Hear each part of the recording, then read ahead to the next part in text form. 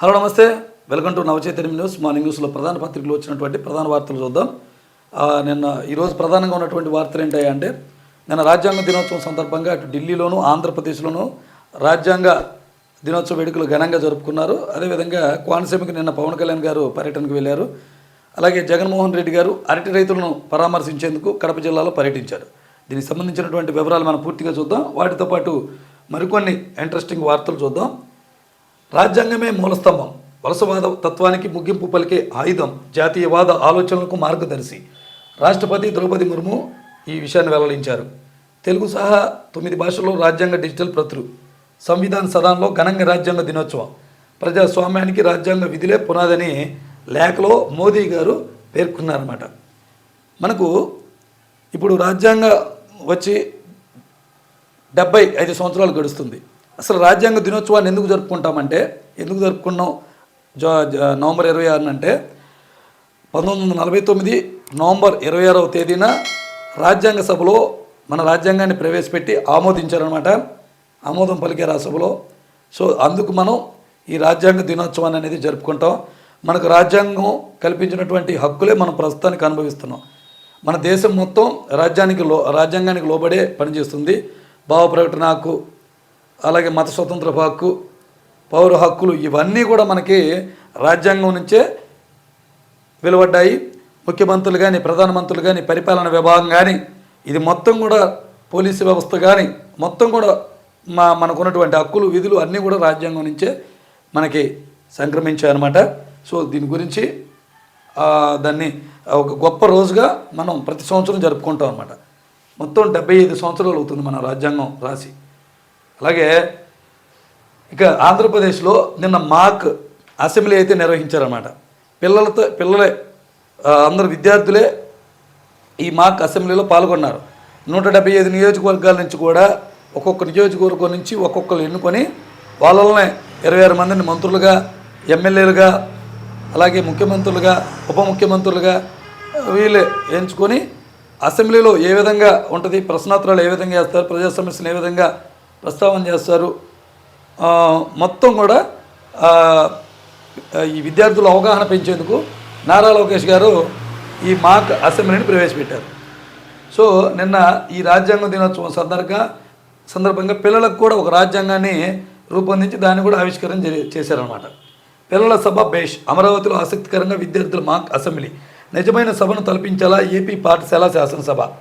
మంత్రులుగా సమాధానం ఇవ్వడంలో అదరగొట్టిన బాలలు, సభాధిపతిగా ఆకట్టుకున్న స్వాతి. పిల్లల కోసం రూపొందించిన భారత రాజ్యాంగం పుస్తకం ఆవిష్కరణ. శ్రమ, ధైర్యం మీ విజన్కు ఇంధనం. సంక్షోభాలు వస్తే ధైర్యంగా ఎదుర్కోవాలి. విద్యార్థులకు చంద్రబాబు దిశానిర్దేశం అన్నమాట. వీటన్నిటిని కూడా మన మంత్రులు, ఎమ్మెల్యేలు, అలాగే ముఖ్యమంత్రి చంద్రబాబు నాయుడు గారు దగ్గరుండి ఈ అసెంబ్లీని తిలకించారనమాట. పిల్లలు చాలా బాగా ప్రశ్నోత్తరాలు అవన్నీ చేశారు. ఇక పల్లెల వసతులు ప్రజల జీవితాల్లో వెలుగులే లక్ష్యం.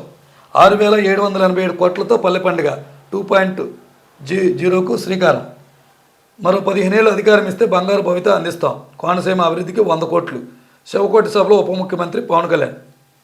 ఇప్పుడు ఇచ్చిన సభని అవకాశాన్ని మీరు సద్వినియోగంగా వినియోగించుకోలేదు, చాలా వ్యతిరేకత మూడగట్టుకున్నారు. మళ్ళీ 15 ఏళ్ళు అడిగితే ముందు మీలో మీకు గొడవలు రాకుండా ముందు మీరు చూసుకుంటే అవకాశాల సంగతి దేవుడు ఎరుగు. ఇక 400 ఎకరాల్లో రిలయన్స్ డేటా సెంటర్, 1000 మెగావాట్ల సామర్థ్యం, 98,000 కోట్ల పెట్టుబడులు, డిజిటల్ కనెక్షన్లతో జాయింట్స్ వెంచర్. 2030 నాటికి విశాఖలో అందుబాటులోకి. విశాఖపట్నంలో 3-4 ఏళ్ళలో డేటా సెంటర్లు హబ్గా మారనుందంటండి. మొత్తం డేటా సెంటర్లన్నీ క్యూ కడుతున్నట్టుగా ప్రతిరోజు తెలుగుదేశం పార్టీకి అనుకూలంగా ఉన్నటువంటి పత్రికలు మనకి నవంబర్ 13-14 తేదీలో మనకి భాగస్వామ్య సదస్సు జరిగింది. అప్పటి నుంచి కూడా అంతకు ముందు కూడా ఈ వార్తలు రాసుకుంటూనే వచ్చారనమాట.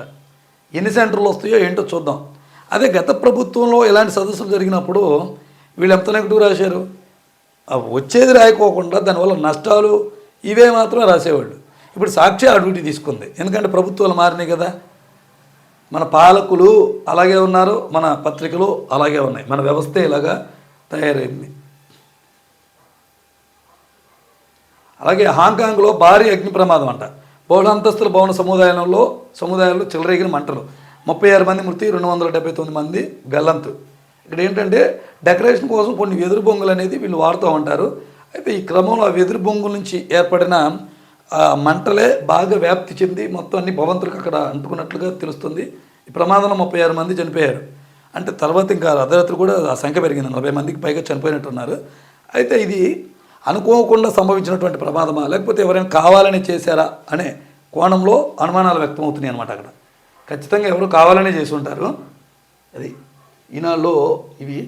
అలాగే ఆంధ్రజ్యోతిలో కూడా బ్యానర్ వార్తగా టాప్లో ఒక ముఖ్యమైన వార్తలు రాశారు. చంద్రబాబుపై ఫైబర్ కేసు క్లోజ్, అక్రమాలు జరగలేదని సిఐడి నిర్ధారణ, ఆర్థిక నష్టాలు లేవని తేల్చిన సంస్థ, ఏకీభవించిన నాటి నేటి ఎండీలు, కేసు మూసివేతకు కోర్టుల అంగీకారం, నాడు కక్ష సాధింపులో భాగంగా జగన్ కేసులు. జగన్పై చంద్రబాబుపై జగన్ పెట్టిన కక్షపూరితం అంటూ చివరికి జరిగేది ఇయే. మనమే ఆత్రంగా ఈ వార్తలన్నీ చూసి ఏం జరుగుతుందో అనుకున్నాం. సో అదనమాట. సెస్సులు వేసి రోడ్లు, సర్కారుకు ఆర్ఎండ్బి ప్రతిపాదన, 1500 కిలోమీటర్లు స్టేట్ హైవేల అభివృద్ధికి నిర్ణయం అంట. 3 ఏళ్లలో పనులు పూర్తి చేయాలని లక్ష్యం. వ్యయంలో ప్రభుత్వ వాటా 4000 కోట్లు. నిధుల కోసం పెట్రోల్, డీజిల్, గనులు, రిజిస్ట్రేషన్లపై సెస్సు. కాంట్రాక్టు సంస్థ వ్యయం 16 ఏళ్లకు తిరిగి చెల్లింపు. టోల్కు అనుమతించాలంట ఆర్ఎంబి. మొత్తానికి రాష్ట్రంలో 1500 కిలోమీటర్ రహదారుల అభివృద్ధికి పునర్నిర్మాణం చేపట్టాలని నిన్న ప్రభుత్వం భావిస్తుందంట. దీనికి సంబంధించి ఆర్ఎండ్బి సమీక్షలో చంద్రబాబు గారు నిన్న చేశారు సమీక్ష. దీంట్లో వెలువడించారు. ప్రధానంగా చూస్తే ఈ ఏడాదిలో ప్రమాదాల గురించి కూడా వీళ్ళు రాశారు. 6433 మంది బలి ఇప్పటి వరకు, 15462 రోడ్డు ప్రమాదాలు. ఇకపై ప్రతి రోడ్డు ప్రమాదంపై ఆడిట్ చేయాలంట. కారణాలు తెలుసుకొని చర్యలు తీసుకోవాలంట. వేగ నియంత్రణకు స్పీడ్ గవర్నర్లు తప్పనిసరి. హెచ్చరికలను ఉల్లంఘిస్తే వాహనాలు సీజ్ చేయాలంట. ప్రతి 1/2 కిలోమీటర్కు సీసీ కెమెరా ఏర్పాటు చేసి ఆర్టీజీఎస్తో అనుసంధానించాలంట.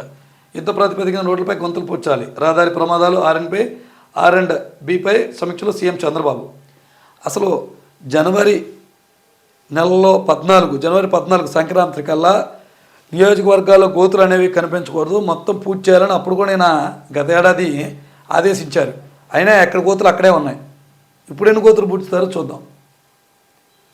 అధ్యక్ష అబ్దుత, స్టూడెంట్ అసెంబ్లీలో అదరగొట్టిన చిన్నారులు, స్పీకర్ ఎన్నికతో పాటు ప్రశ్నోత్తరాల 0 అవర్.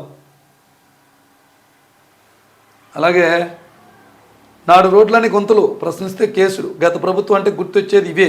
ఏపీకి వైసీపీ మిగిల్చింది అప్పులే. 2029లో జగన్ అధికారంలోకి రాడు. 15 ఏళ్ళ కూటమికి అండగా ఉండండి. యువతకు డిప్యూటీ సీఎం పిలుపు. కోనసీమ జిల్లా శివకోడులో పల్లె పండుగ 2.0కు శ్రీకారం. 13,326 పంచాయతీల్లో 6,787 కోట్ల వ్యయంతో 53,342 పనులు చేపడతామన్న పవన్. కొబ్బరి రైతు సమస్యలపై విస్తృత హామీ. అసలు ముందు పవన్ కళ్యాణ్ గారిని మట్టికి ఎమ్మెల్యేగా గెలిపించకూడదు. ఎందుకంటే చేగు వేరేలాగా ఆయన హైలైట్ చేసుకొని నేను ఎమ్మెల్యేనైతే ఒకసారి అవకాశం పంపించండి, అసెంబ్లీలో అదరగొడతానన్న పవన్ కళ్యాణ్ గారు తిరుపతి లడ్డులో కల్తీ జరిగిందని ఒక దీక్ష చేపట్టి సనాతనిగా మారిపోయారు. అసలు ఆయన సృష్టించుకున్నటువంటి ఆయన పార్టీకి భిన్నంగా ఆయనే పనిచేస్తున్నారు. ఆయన పార్టీలో కుల మతాలకి తావివ్వకుండా చేస్తానని మేనిఫెస్టో చేసుకున్నారు, ఆయన ఎజెండాగా పెట్టుకున్నారు. కానీ ఆయన మట్టికి ఒక మతానికి సపోర్ట్ చేస్తూ ఒక మతాన్ని ప్రమోట్ చేస్తున్నారు. ఎన్నికలు వస్తే టోపీ పెట్టి మసీదుకి వెళ్తారు, తెల్లబట్టలు వేసుకుని చర్చికి వెళ్తారు. అసలు ఇలాంటి వాడిని ముందు అసెంబ్లీకి పంపించకూడదని ప్రజలు వాదిస్తున్నారు. మా నేలను లాక్కుపోతే మేము అడుక్కు తినాలా? 100 ఏళ్ల నాటి కేటాయింపులను ఎలా కుదిస్తారు? కృష్ణా ట్రిబ్యునల్ 2లో నిలదీసిన ఆంధ్రప్రదేశ్. విభజన తర్వాత మాకు వ్యవసాయమే ఆధారం. తెలంగాణకు హైదరాబాద్ ఐటీ కంపెనీలు ఉన్నాయి, మాకు రాజధాని లేదు, పరిశ్రమలు లేవు. ఏపీ వాదన ఇది. రాష్ట్ర ప్రయోజనాలపై రాజీ లేదు. కృష్ణా జలాల కేటాయింపులపై సమీక్షకు ఒప్పుకోమంటున్నాడు మన సీఎం గారు. అలాగే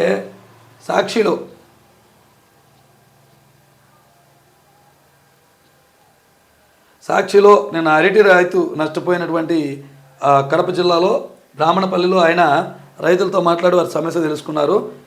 రైతుల పరిస్థితి అగమ్యగోచరం. దళారులతో కుమ్మక్క అన్నదాతల నోట్లో మట్టి కొడుతున్నారు. సీఎం చంద్రబాబుపై నిప్పులు చెరిగిన వైఎస్ జగన్.